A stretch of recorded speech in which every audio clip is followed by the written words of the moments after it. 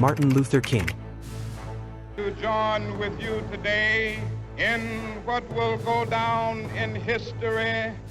In the heart of the segregated South, in a time when racism was law and silence was expected, one man dared to dream. His voice echoed through the streets, into courtrooms, across dinner tables, and into history.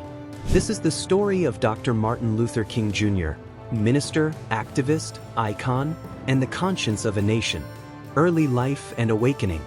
Martin Luther King Jr. was born on January 15, 1929, in Atlanta, Georgia. The son of a Baptist minister and a schoolteacher, young Martin grew up in the heart of the Jim Crow South, where racial segregation was a daily reality. At just 6 years old, he experienced the sting of racism when a white friend's parents refused to let them play together. That moment marked the beginning of his awakening. Martin was a gifted student, skipping grades and enrolling in college at just 15 years old. He studied theology, philosophy, and the teachings of Mahatma Gandhi, whose nonviolent resistance would later shape his own movement. Montgomery and the bus boycott.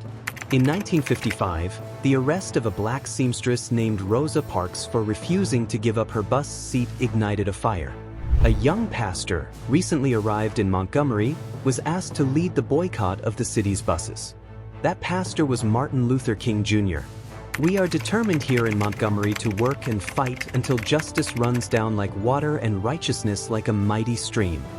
For 381 days, black residents of Montgomery refused to ride the buses. Despite threats, arrests, and even the bombing of King's home, the boycott held strong. In 1956, the Supreme Court ruled segregation on buses unconstitutional. It was King's first major victory, and America was listening. The rise of a movement. In 1957, Dr. King helped found the Southern Christian Leadership Conference, or SCLC, uniting black churches in the struggle for civil rights. Nonviolence was his weapon. Justice was his goal. And faith was his fuel. He traveled across the country, leading protests, giving speeches, and training a new generation of activists. But with each success came resistance, harassment, jail time, violence. Yet, King never retaliated. His answer was always the same: peaceful resistance. Birmingham, a turning point. Birmingham, Alabama, one of the most segregated cities in America, became ground zero for the movement. When adults were jailed, children took to the streets. They faced dogs, fire hoses, and batons, but they kept marching. While in jail, Dr. King penned one of the most powerful documents of the civil rights era, Letter from Birmingham Jail.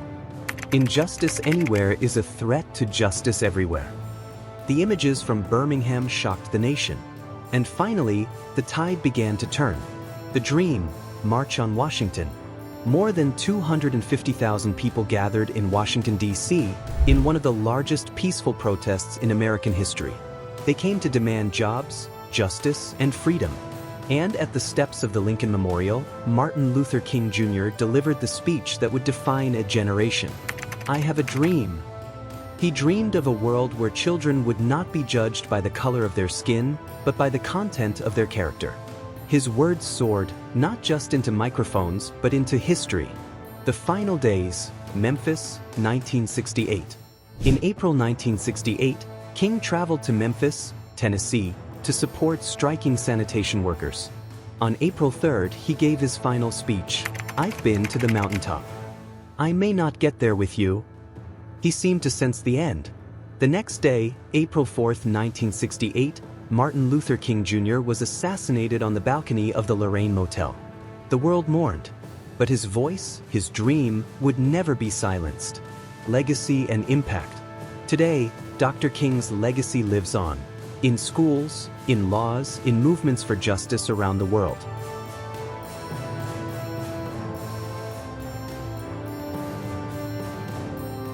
He taught us that nonviolence is not weakness, that justice is not optional, that a dream can change the world. His life reminds us that moral courage is louder than hate, and that one voice can spark a revolution. Martin Luther King Jr. gave us more than words. He gave us a vision, a path, a dream, and it is up to us, still, to make that dream real.